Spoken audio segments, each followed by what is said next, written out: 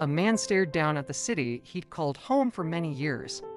He was a prophet of God, but the people there had rejected God for other gods. Now, they'd even threatened his life. So he began a journey to a place where he could be alone with God. After many days of walking, he came across a nearby town and decided to stay there. The next day, he went out into the town square to get some food when suddenly a woman approached him. She introduced herself as the wife of a wealthy man in town. And over the next few days, she visited him every day, bringing him food and water.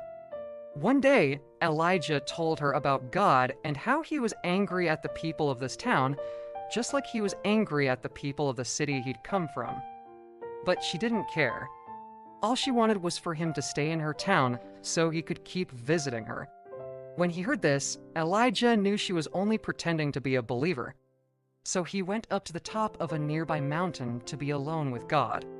As he prayed, he told God how people had rejected him and how even this woman pretended to be a believer, but really she just wanted him to stay in her town. Then suddenly, God spoke to him. He told him to go back down the mountain and to go to that woman's house. So Elijah did just that. He went down the mountain and to her house. When she opened the door, Elijah told her, "I know your heart. You only wanted me to stay in your town so I could be your prophet and you could mock me." Then he turned to leave, but the woman grabbed his robe and begged him to stay. She promised that if he stayed, she would build a new temple for God in her town.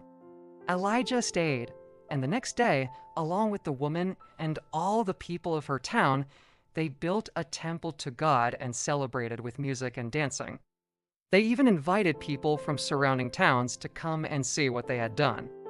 And after many years, God told Elijah it was time for him to go to a special place where God would finish his work through him.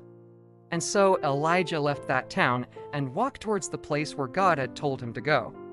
Along the way, he came across a river, but when he looked ahead, he saw that the road was blocked by a wall. So he looked around and saw an old almond tree. He walked over to it and put his staff, which had been given to him by God, into the ground. Then he prayed and asked God to do a great miracle. Suddenly, the ground split open, the river water flowed upwards, and the road was cleared, allowing Elijah to continue on his journey to the place where God would finish his work. And that's the end of the story of Elijah.